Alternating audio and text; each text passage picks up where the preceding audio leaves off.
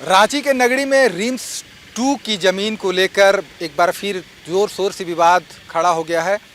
रैयत इसका लगातार विरोध कर रहे हैं। कई आदिवासी संगठन और राजनीतिक दलों से जुड़े लोग भी इस आंदोलन में साथ आ गए हैं। आपको हम उस ज़मीन को दिखाते हैं जिस पर ये विवाद फैला हुआ है। यही वो ज़मीन है जिस पर रिम्स 2 बनना है और इसी को लेकर लगातार विरोध चल रहा है। गांव के लोग और जो रैयत हैं वो लगातार इसका विरोध कर रहे हैं। कुछ रैयत हमारे साथ मौजूद हैं, उनसे बातचीत करते हैं। क्या नाम है आपका? मेरा नाम सीता कच्छप है।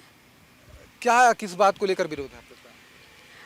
इसमें जो रिम्स 2 का प्रस्तावित किया गया है, ज़मीन को चिन्हित किया गया है, हम लोग को विरोध है कि इसमें से जो रिम्स 2 बनाया जा रहा है उसको दूसरी जगह स्थानांतरण किया जाए। और कारण भी है हम लोग के पास, क्योंकि यहाँ कृषि योग्य ज़मीन है और हम लोग अधिकतर यहाँ के नगरीवासी इसी पे आश्रित है। इसी से हम लोग का आजीविका चलता है और इसी पे हम लोग जीवित है। मेरा दादा का ज़मीन है और हम लोग इसमें खेती करके उगा के साल भर का जो अनाज उगता है उसी से हम लोग अपना भरण पोषण करते हैं। तो गवर्नमेंट से, सरकार से हम मेरा आग्रह अनुरोध है कि हमारा जो यहाँ जमीन को तार का घेराव करके जो जबरदस्ती यहाँ पर बनाने का जो प्रावधान चला है उसको हटाएं यहाँ से और हम लोग को खेती करने दे। और हम लोग को जो किसान को, हम लोग के नगरी के किसान को, नगरी के रैयत को यहाँ से हम लोग को कम से कम जीने खाने के लिए हमारा ज़मीन को छोड़ दे। क्योंकि यहाँ बार बार 2012-13 में भी आंदोलन, अभी भी आंदोलन, मतलब हम लोग नगरी के किसान कहाँ जाएंगे? बार बार अपना खेत में खेती करने के लिए, धान उगाने के लिए सरकार से हम लोग को लड़ना पड़ रहा है।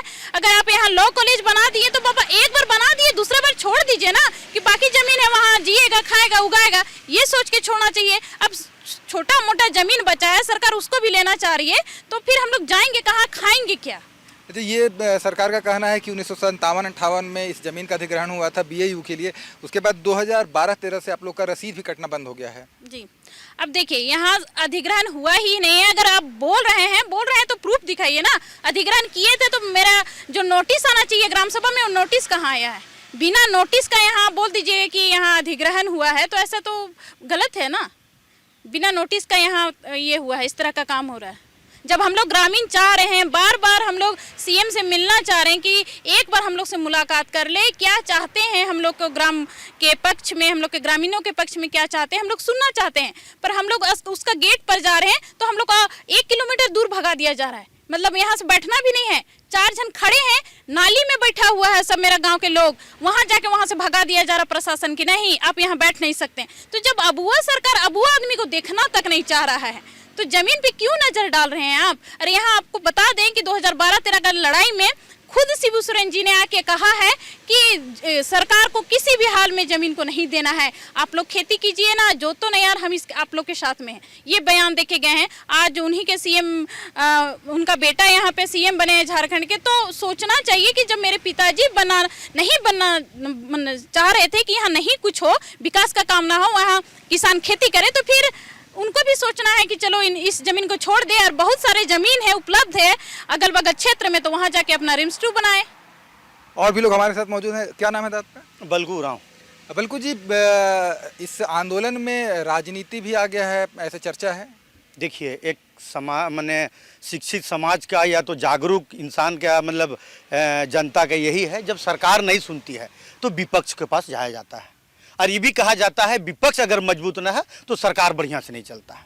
और कोई एक ही एकमात्र बच गया है यहाँ का आदिवासी समाज को, क्योंकि सरकार नहीं सुन रही है, इसलिए हम लोग विपक्ष के पास जाना तो उचित है। दूसरी बात, हम लोग किसी को नहीं, एक आदिवासी है, आंदोलनकारी है, गुरु जी के साथ रहे हैं चंपई सोरेन जी, इसलिए हम लोग को आशा था कि भाई एक आंदोलनकारी है, जल जंगल जमीन बचाने के लिए लड़े हैं गुरु जी के साथ, इसलिए हम लोग सोचे कि भाई चंपई सोरेन जी के जाया जाए। तो उन्होंने आश्वासन दिया, चलो आओ, हम भी उस दिन आएंगे, और बयान भी दिए हैं कि हम भी उस दिन 24 तारीख को रोपा रोपने आएंगे।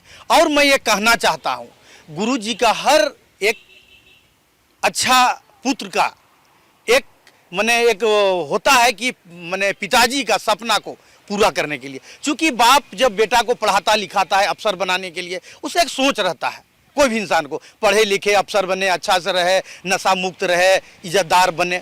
उसी तरह गुरुजी भी चाहते थे कि हमारे मरने के बाद, कुछ होने के बाद, मेरा बेटा, मेरा जेएमएम सरकार जो मेरा उनका पार्टी है, जल जंगल और आदिवासी का हित का काम। अच्छा, ये आंदोलनकारी 2 गुट में बट गए हैं, तो आपका आंदोलन कितना मजबूत रह पाएगा?